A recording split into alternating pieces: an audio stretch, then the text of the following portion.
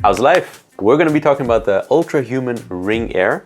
I've been using it for like 4 weeks now. I've got to say, I think I'm keeping this ring, but it's not for everyone. Yeah, we're going to have a discussion on the pros, the cons. We'll be looking at if you should buy the ring, what it costs, what it doesn't cost, and how it stacks up against its main competitors.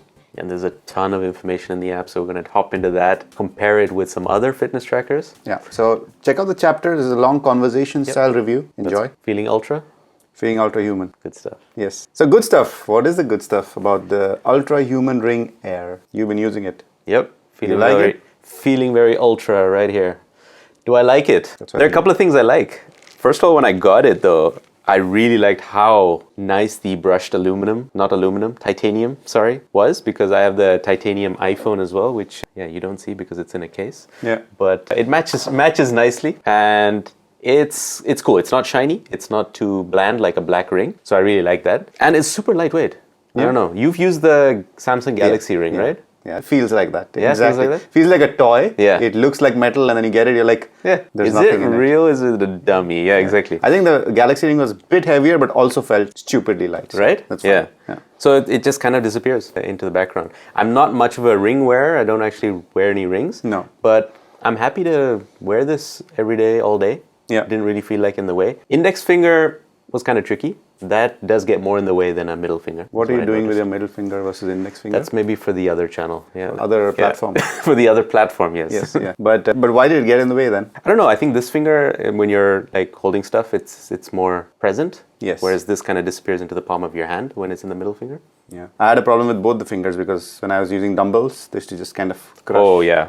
So they actually say don't use it for dumbbells. Yeah. Yeah. Which is silly, right? So if you're really into weight training, and you can't track any of that. So it's not, is it for like real fitness, the Ultrahuman Ring Air? I don't think so. And that's the reason I kept this right here is what I've noticed, and I didn't know this until I used it, and I was like, not so much about workouts. It's really way more geared towards sleep and recovery. Yeah. And lo and behold, that is exactly what the material says. Yeah, and also on the box I'm seeing now, it says sleep, HRV, movement, it doesn't say exercise. Correct. And temperature tracking. Yeah. So that's interesting. So this is not something for somebody who's really into fitness and wants to do fitnessy stuff. No. Did you track any fitnesses? I did. And there's 2 ways to do that. You can actually go into the app. So let's take a look at that. Yeah. Record my screen. Yeah. So you can actually go into the app and see a bunch of things. Movement is there. So it will track constantly based on your vitals whether you're burning calories. So it'll tell you how many calories you're burning and how many steps you've taken. And there's this movement gauge to show you how is your movement. Right now we've been moving quite a bit up and down, outside, coming back in. So it's at 100. Oh, wow. Right? So, Okay. so it's saying at this time of day, the amount of movement that you're getting in, good stuff, keep it up, right? That's one way to do it. Or there's a little plus here, and then you can hit workout. Oh, yeah. The moment you do that, you get a little pop-up. You see that? Yeah. Workout mode is beta. Okay. Okay, cool. So live heart rate during motion is in beta mode currently and might be less accurate than at rest. Ring consumes more battery during workout mode due to increased data collection and tracking activity. Clear. Yeah? Yeah. So that's one way to do it, and I've done that. So Yeah. I've played squash, and then I went in and I hit start workout. Yeah. And in terms of the battery life, it depleted about 6% for 41 minutes of squash. So Okay. not all too bad in my opinion. Yeah. How long does the battery last? Because Yeah, so they advertised something like 4 to 6 days or 5 to 6 days. I didn't get anywhere near that. Really? No. Okay. But you know what? Remember what Samsung told us? Yeah. They said the bigger the ring, the more the battery, the more the battery life. Yeah. So I get the range. I get that 4 to 46, 5 to 6, whatever. Okay. So I'm not very well endowed in the finger size department. I had the biggest finger in the Netherlands for those of you. Yeah. What was it? Size 13 for Samsung? Yeah, but they've added 2 more sizes after. Okay. So, yeah. I have a size 8, and I get about 3.5 days. Okay. All right. So it's slightly on the smaller end of the ring size spectrum.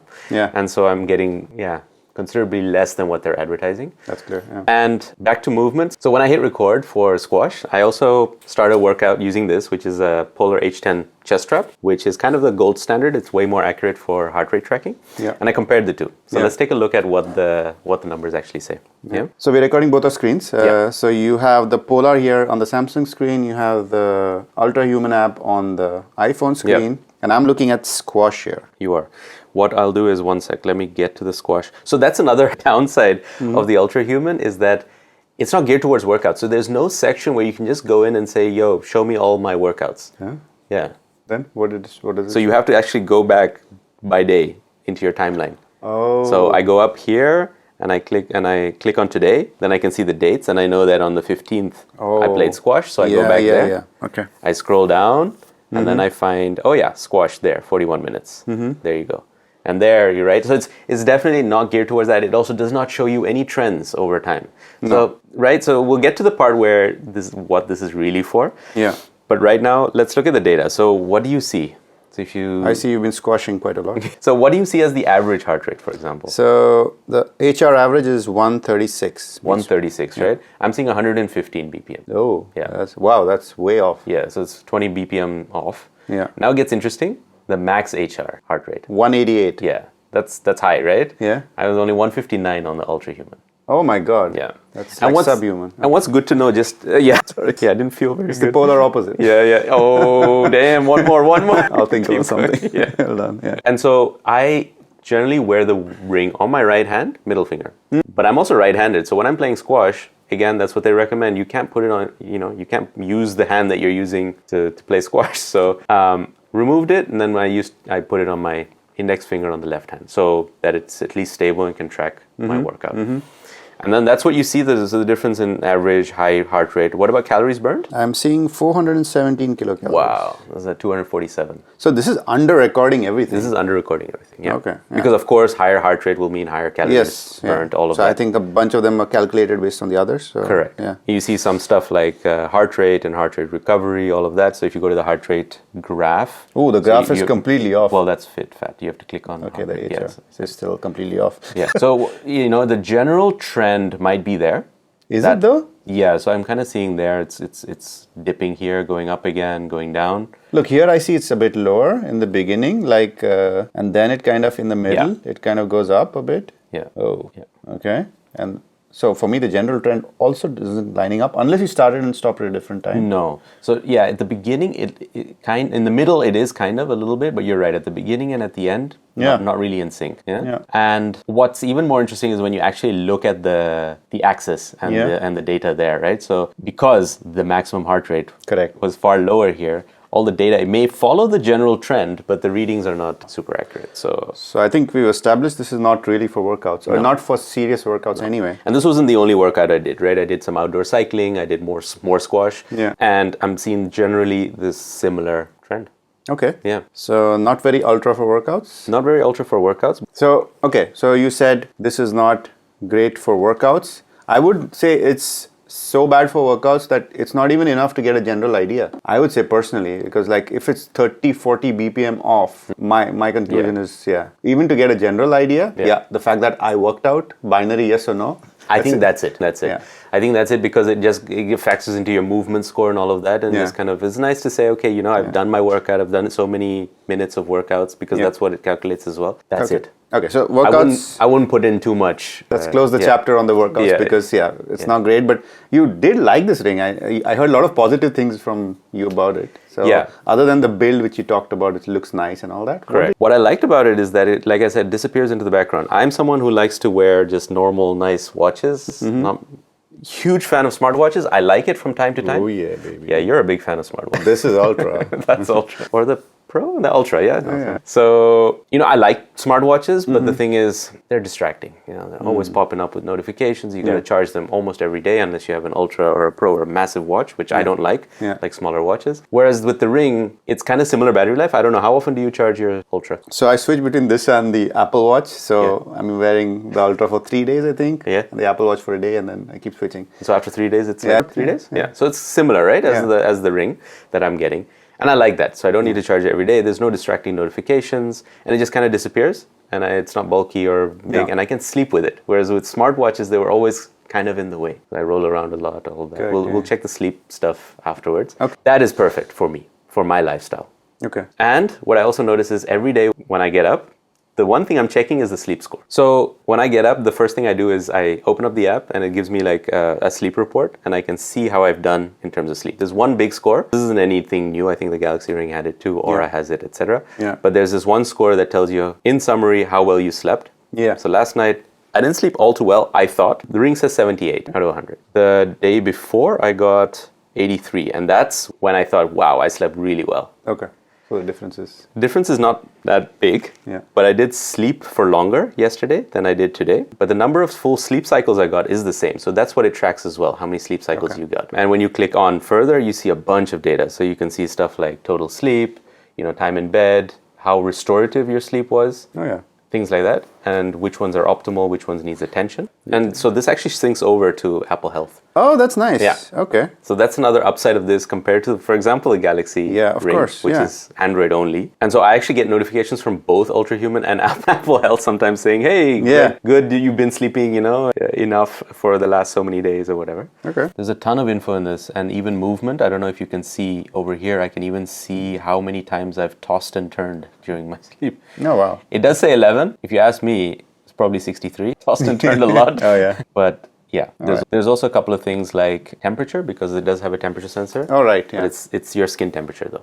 Yeah, of course. Different than your core temperature. Yeah. So it does if up top, right? It shows you a couple of things, contributors to good sleep, which will tell you which ones are optimal and which one needs attention. Okay. And you can clearly see like sleep efficiency, which is how much time were you actually asleep versus how much time you were in bed. Yeah. Be in bed for 10 hours, but you only slept for 5. And what's your sense of the overall accuracy? You talked a little bit about the number and stuff like that. I think it's decent. It's good. Because sometimes you wake up and you feel bad, but then you go about your day and it's actually quite good, and it kind of corresponds to the number. Yeah. And here, if I look at it, sleep efficiency, needs attention, absolutely. I was in bed for much longer than I actually slept for. Oh, wow. Yeah. So I think Do you want to talk about it? Yeah, I think I do. Yeah. Do we have time? No. But, and restfulness as well, it needs attention. HR drop, so ideally you want your heart rate to drop as soon as possible. That's what they say. And that's nice as well, right? So if you go into your sleep, let's say tips and things like that, that section, it'll actually tell you what to do. And it's actually influencing me. It says, don't eat few hours before going to bed. Restrict your screen time. All of this stuff that you generally know. It's the food thing I didn't know. I used to snack a little bit, while watching TV in the evening. That you shouldn't do because your digestive system is still working, and then it takes time for your heart rate to drop as early as possible. And my heart rate didn't drop until much later, and that kind of contributes to the bad sleep. All right. Yeah. So sleep seems good. And one more thing to mention about sleep is that you also get a sleep debt at the bottom. So you know how much how much you're in debt to the sleep gods. To the sleep gods. So here I'm in sleep debt of 40 minutes. So I have to catch up on 40 minutes of extra sleep. Okay. Yeah. All right. So you're going to bed early tonight. Yeah. It's New Year's Eve, so good luck with that. Oh, God. More things related to sleep. Like we said, this thing is really geared towards sleep. So you have even things like the impact of light and activity. Tell you where you are in the circadian rhythm and whether light will affect your sleep or not. Obviously in the evening, sunset, whatever, just try to tone it down, the amount of light and all of that. Yesterday was no good day. I was trying out like VR glasses, like there were screens up in my face for hours. Next video we're recording. Yeah, that's the next one. So that was no good, and maybe that's why it affected my sleep. Another one, and there are a bunch of power plugs that you can set up. So these are like plugins in the app. So down here you get power plugs. You get different things like screen time. Like I said, it'll tell you, to minimize your screen time at certain times of the day. Cycle and ovulation, and that's also free. There are some paid ones as well. Vitamin D, right? If you're getting enough vitamin D. I didn't quite like it because you had to enter into the app. Okay, it's manual input. Manual input. You have to tell it when you're out in the sun and how much you were covered in terms of clothing, all of that. Okay. Yeah, I ain't got no time for that. Circadian rhythm, right? Circadian alignment, like we said. Caffeine window. Oh, this is one of my favorites. You just had some caffeine? Oh, yeah. I made myself a nice espresso with this guy right here. The Outin. The Outin Nano. Made a video on that, guys. Portable espresso maker. Check it out. But what I like and what I learned from this is that you shouldn't drink caffeine first thing in the morning. There's actually a phase that you should wait until the adenosine in your system is flushed out. Wow, he's using big words. I'm a big word, so we'll put it up on screen because I don't know what the definition is. So what happens when the aluminum goes out of your body? Yeah, that one. So it'll give you a little window. See that? Caffeine permissible window. So what it basically does, what it says, you can drink caffeine between these two time frames. So between 9:13 and 1:23 in the afternoon. I don't believe it. I need caffeine first thing in the morning. Screw you, Ultrahuman. Okay. So it's not for you, not for you. Which is nice. So I can kind of check that and be like, okay, based on my, how well I've slept, whatever, this and that, it'll tell me stop drinking caffeine at this time. That'll be better. Nice. Works for me. Yeah. So that is sleep. There's quite a bit on sleep. And apart from sleep, there's, again, everything is linked to sleep, right? There's also dynamic recovery. That, again, if we go back to this, big part of it, all about recovery, guys. Yeah, sleep and recovery. And so what you see in the app is dynamic recovery. Nice that they put a score again, 78, and it says. What does that mean? What is it? Recovery is like how well is your body fit again after, How rested are you? how rested are you? So if your recovery is high, then you're good. You can put it through, through the ringer again. And if it's not, then it's good time to, rest, sleep, all that kind of stuff. But it's also a result of stress. So if you're high stressed, then your recovery will be lower. Okay. And that's something the ring does monitor as well. Good to know. Yeah. Things like HRV, heart rate variability, again, big words, but that is something that'll go up if you're fitter. That's kind of standard on Most nowadays. rings. Yeah. Yeah. Resting heart rate, you want that as low as possible. Does it measure your resting bitch face? No. Okay. And then, like I said, there's also the stress factor. So there's a stress rhythm. Again, it's a score. Everything is a score in this. So if you don't want to deep dive into the app, like by clicking one step further, you can get just a kind of score. just scroll and see, okay, sleep is this score, stress is this score, recovery is this score. Yeah. You're good to go. But here, okay, it is also measuring your heart rate and seeing Wow, you look whether you're- stressed here. Really? Jesus, it says stressed. In phase dead. I am, Oh, were you yes. dead at some point? I gotta make a call. I'm gonna leave. Yeah, so there's a breakdown. The sympathetic activation is when you're, I guess, working out and stuff. That usually goes up. Relaxed, stressed, stimulated. Okay. Okay. We don't want to see all the data. Okay. We'll go back then. Yeah, and then there's a bunch of things that you can do with breath work and meditation and all of that in the app. I think pretty standard as well. A lot of smartwatches have that. And if you scroll down, there are a couple of individual markers. One thing I like is cardio age. So based on all of these parameters, it kind of tells you, okay, how's your cardio? How's your heart health? And it says actually 32, which makes me feel good. Younger than what I am, so. Yeah, it undermeasures everything, right? Oh, shit. That's what's happening. You're actually 92. Yeah. Okay. That's why I was dead. Then I came back. Yeah, again, stuff like, HRV, resting heart rate. These are all fun this. stats till you kind of think about the fact that it's maybe undermeasuring stuff, and then it's just to get a general feeling. Yeah. So I actually asked on Reddit, I said, I kind of got the feeling like a lot of reviewers were also getting cardio age that was lower than their age. So I was like, wait a minute, is this happening to everyone? So I posted it on Reddit, and actually it was a mix. Okay. There were plenty of people who said they were getting a cardio age older than what they were. Okay. Yeah, and some Alright. people said, hey, yeah, because of stress, it went older. I became older in terms of cardio age. Yeah. But once I kind of brought that under control with meditation or with workout, whatever, it kind of came down again. So Alright. there's something happening there. It's not like it's undermeasuring everyone. Okay. But the workouts, yeah, that was definitely being Yeah. undermeasured. Yeah. There's one nitpick, or not nitpick, but one thing that I experienced was that you don't always need to start a workout on this or even say that you're sleeping, right? It can do all of that automatically. But when you go back into the app, it'll show you a little pop-up at the top saying, hey, did you have some kind of workout during this time frame? Yeah. And if you say yes, then it'll ask you what kind of workout was it, and then you can enter that. That was good most of the time, but there were times, like one day I actually had intense workout in the morning. I played squash, came back, didn't show up in the app Oh, okay. at all. Okay. Which is weird. And then there's also sometimes where it says, hey, did you nap between this time? No, I didn't. Was not slacking. I was working. You Come were on. really calm. Yeah, I was really relaxed maybe, or just sitting very calmly. I don't know what it was, but it kind of did that. So that wasn't always So automatic 100% detection accurate. is- automatic detection. Yeah, not so ultra again. But you asked about the battery life, but I didn't tell you about the charging situation. So as opposed to the Samsung Galaxy Ring and, for example, RingCon, Yeah. what I really like about what they've done is made a little charging case that you drop the thing in, and it actually charges the ring. Oh, they have made They have made that, right? Right. With a power bank inside of it. Yeah. This Ultrahuman went down the Aura path, which is just a charging puck. That's all. Yeah.